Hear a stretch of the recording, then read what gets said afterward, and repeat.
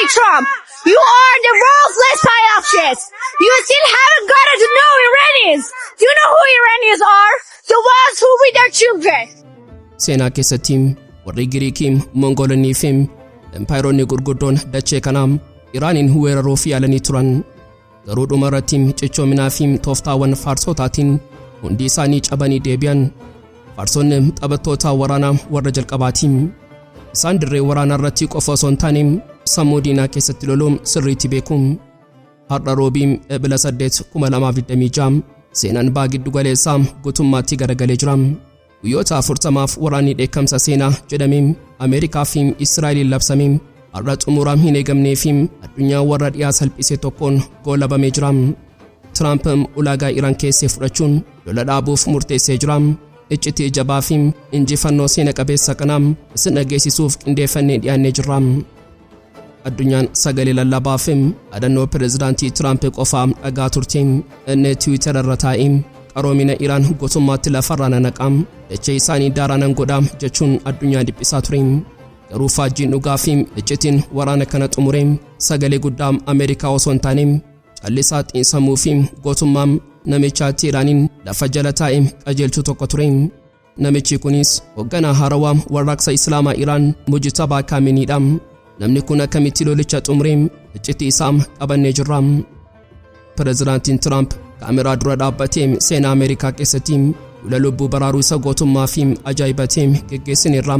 Paayileetii xiyyaara F-50 keenya samii Iraan irratti haleelame sana balaa jalaa baafneerra jechuun yeroo addunyaatti of jajuun seeraan keessatti garuu qondaaltonni basaasummaa fi waraanaa kolfanii dhiisan. Sababiin isaa duulli Peentaagoon lubbuu baraaruu jedhee faarsu kun Hanna jaarraa kanaa Fashalaa'e ture. Iccitii yeroo jalqabaaf saaxilame yaalii Tiraamp paayileetii baraaruu jedhuun Yuuraaniyaamii Iraan hatuuf geggeessee kan Iraan saaxilte yoo ga xumuraatti nu faana turtan ni dhageessu. Qophii keenya laayik gochuun jalqabaan affeerraa keenya yeroo maraatiin. Yooyyaam ashamaar kafuunee kabajamtoota dhaggeeffattoota keenya kun Oromiyaa 24 Newsdha. Kanneen chaanala YouTube keenya faaraa taatan subscribe gochuun maatii keenya ta'aa.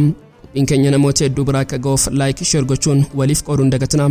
Aga xumura qophii keenyaatiin turtii gaarii.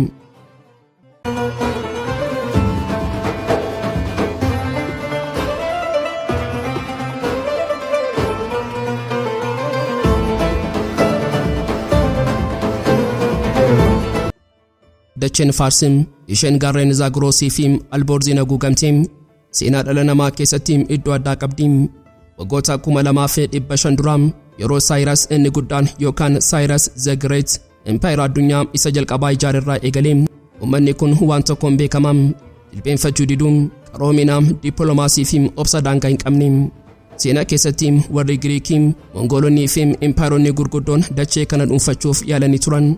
Garuu dhumarratti aadaa xiinsammuu fi tooftaawwan faarsotaatiin liqimfamanii hafan. Faarsonni taphattoota siyaasaa warra jalqabaati. Isaan dirree waraanaa irratti qofa osoo hin taane sammuu diinaa keessatti loluu sirriitti beeku.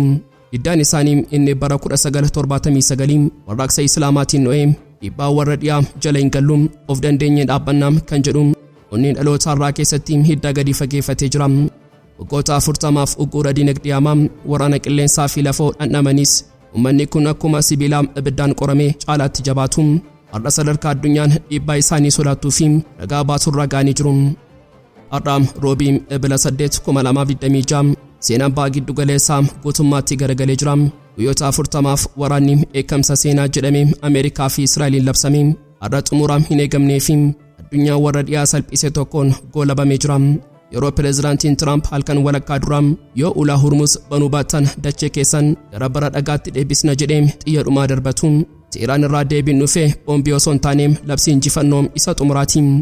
Mana maree nageenyaa biyyaalessaa Iraan ibsa seena-qabeessa baaseen waraana guyyoota 40f deemaa ture kanaan diina keenya irratti injifannoo guutuu gonfannee jirra jechuun addunyaatti labse. Mee ibsa kana bilchinaan haa xiinxallu. Ameerikaan miidiyaadhaan Iraaniin barbadeessaa jirra jettee yeroo ololtu dhugaan golgaa duubaa garuu faallaa kanaa ture. Akka mana maree nageenyaa Iraan saaxileetti Ameerikaa fi michoonni ishee ji'a tokko guutuuf haaloo dhukaasa dhaabaa waraana kana haa dhaabnu jedhanii karaa biyyoota sadaffaa kadhachaa turan.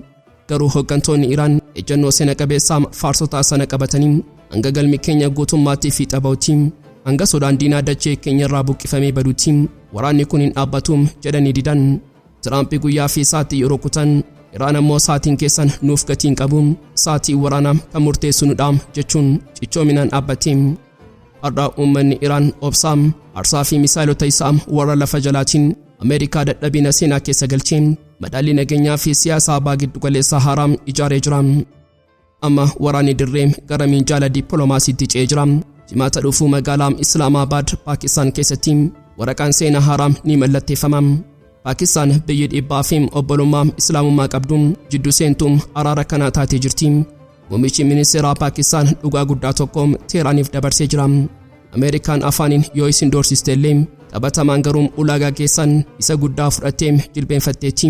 Kanaafuu Iraan guyyoota 15 qofaaf marii kanaaf eeyyamtee jirti. Waraanni hin dhaabbanne yoo guyyoota 15 kana keessatti waraqaan kun akka nuti barbaannetti hojiirra ooluu baate humni keenya ammayyuu qawwee irra jira jechuun Iraan akeekkachiisa dhumaa warra dhiyaaf kennitee jirti.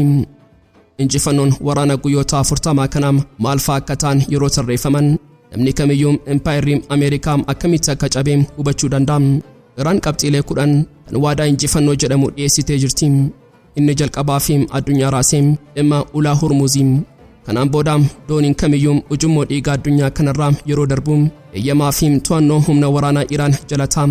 Kuni Iraaniif aangoo ji'oopolitikaa fi dinagdee addunyaa irratti hiriyaa hin qabne kenna. Addunyaan boba'aa argachuuf Teeraaniif jilbeenfachuu qabdi. Inni lammaffaan kasaaraa Israa'eliiti. Iraan waraanni Aksiis of Reesistensi irratti banamee guutummaatti dhaabbachuu qaba.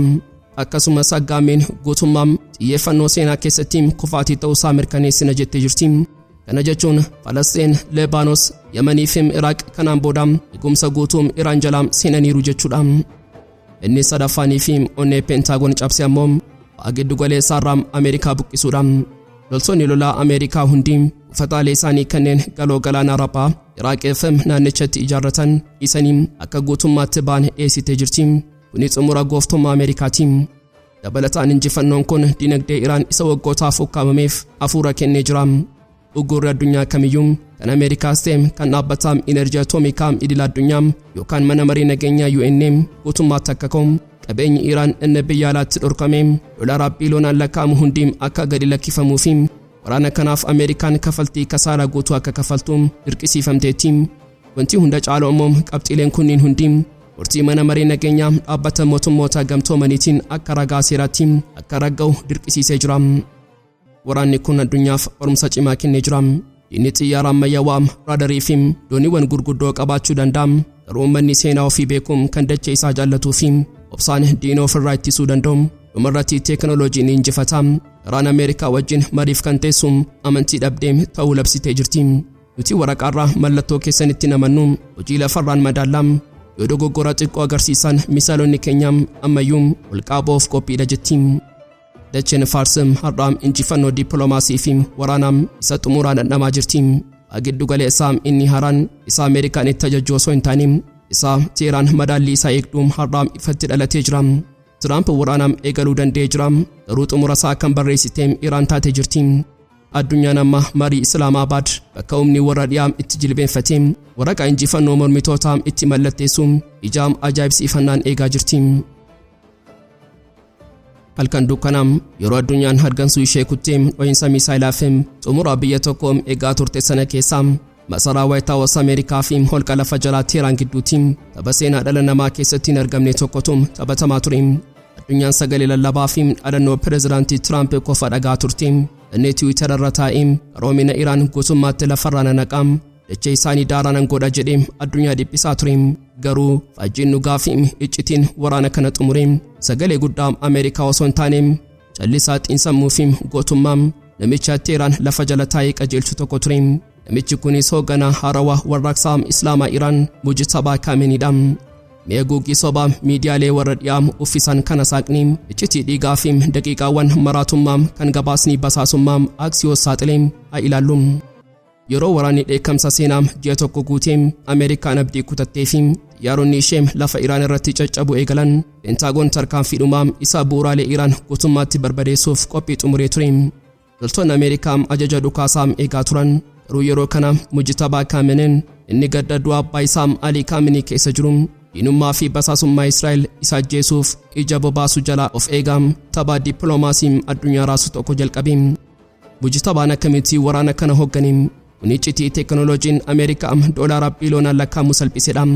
Israa'elii fi Ameerikaan bilbila, intarneetii fi raadarii Iraan hordofuuf saatalaayitii fi teekinooloojii AI isa xumuraa fayyadamaa turan. Mujtabaan garuu teekinooloojii kana hundumaa kuffisee jira.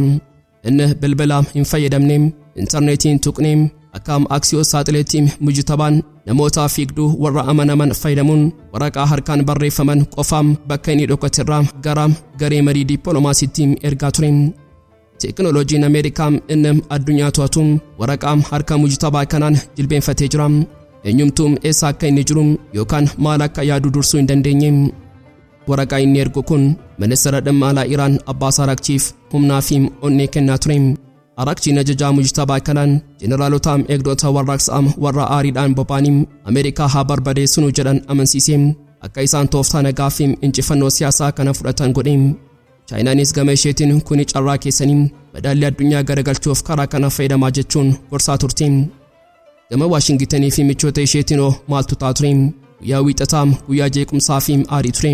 Ergamaan Tiraamp Steve Witkoff ulaagaa Iraan qabxiilee 10 sanaam yeroo argum aariidhaan dallanii kuni balaadhaam gonkumaa hin fudhannu jechuun iyyaa ture. Garuu Iraan dantaa hin qabdu turte. Yoo feetan fudhadhaa yoo diddan misaa'illi keenya guutamee isin eegaa jira jetti. Asirratti dippiloomaasiin nigaam fiixeerra ga'e. Paakistaan, Masrii fi Turkiin gidduu seenanii waraqaa wixinee marii kanaam asii fi achi darbachuu eegalan.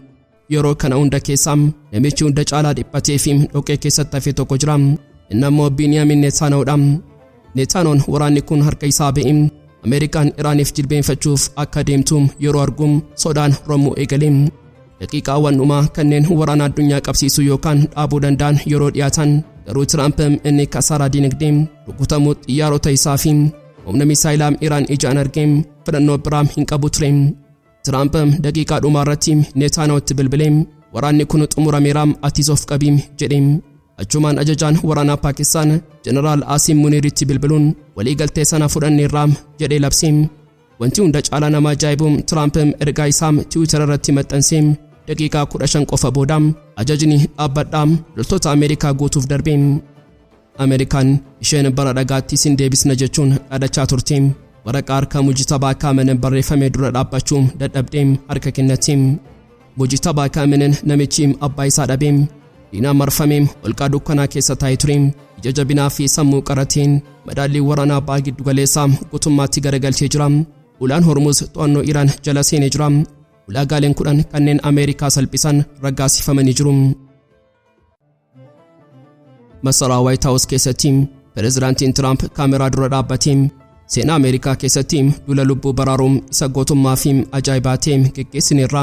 Paayileetii xiyyaaraa F-50 keenya samii Iraan irratti rukutame sanaan balaa jalaa baafneerra jedhee yeroo addunyaatti of jaju. Teheraan keessatti garuu qondaaltonni basaasummaa fi waraanaa kolfanii dhiisan. Sababiin isaa duulli Peentaagoon lubbuu baraaruu jedhee faarsu kun dhugaa lafa jalaa fi iccitii waraanaa keessatti Hanna jaarraa kana Fashalaa'e isa qaanessaa fi salphisaa ta'edha.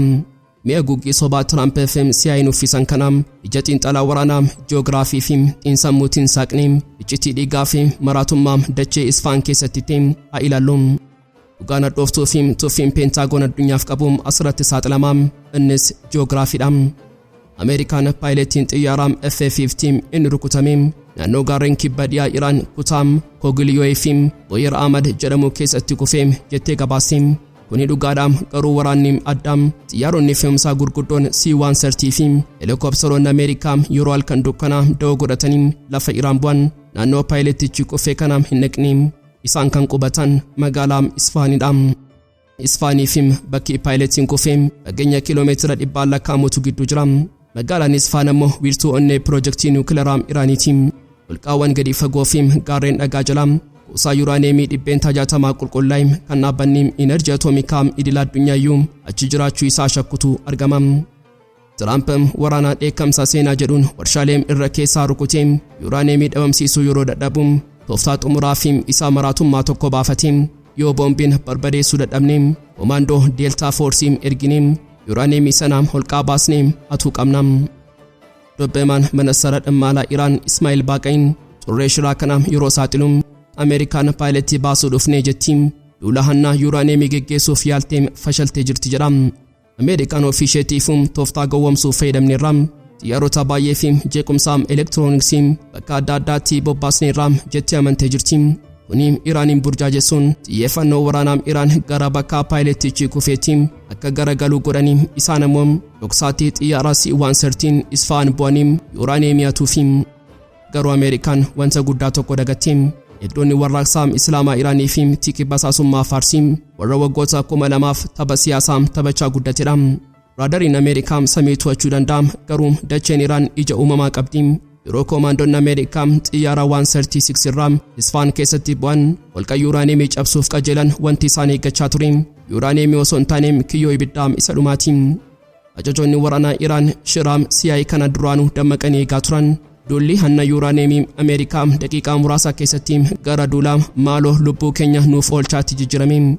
Koomaandoonni Ameerikaa rasaasaa fi misaayila xixiqqoo eegdota warraaqsaa Islaamaa Iraan jala yeroo galan xiyyaarri isaanii C-130 inni doolaara miliyoona 100 baasuu fi heelikooptaroonni MH-6 dhiphinaan koof yeroo yaalan cirracha Faarsii fi dhukaasaa gootota Iraaniin ukkaamanii achumatti hafan.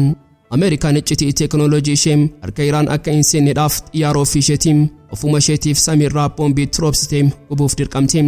Kunis salphina waraanaa seenaa keessatti barreeffamuu qabudha. Paayiletii tokko baasuuf sababeeffatanii koomaandoo hidhannoo guutuu qabu erganii dhumarratti garuu koomaandoonni sun ofii isaaniitiif eegumsaa fi baraarsa barbaadan. Xiyyaaronni madaa isaanii gurrachuuf dhufan iyyuu rukutamanii deebi'an. Tiraamp seenaa keessatti duula lubbuu baraaruu gootummaa jedhee yeroo faarsu dhugaan Isfaan keessatti awwaalame garuu Hannaa fi saamicha Fashalaa'e kan loltoota warra dhiyaa qaanessedha. Egaan kabajamtoota dhaggeeffattoota Oromiyaa 24 News qophii isaatii kanaaf qabannee dhiyaannee asumarratti goolama. Kanneen chaanala YouTube keenyaaf haaraa taatan subscribe gochuun maatii keenya ta'aa. Qophiin keenya namoota hedduu bira akka ga'uuf like share gochuun waliif qooduun dagatinaa. Xumuraatti waan nu faana turtaniif galatooma.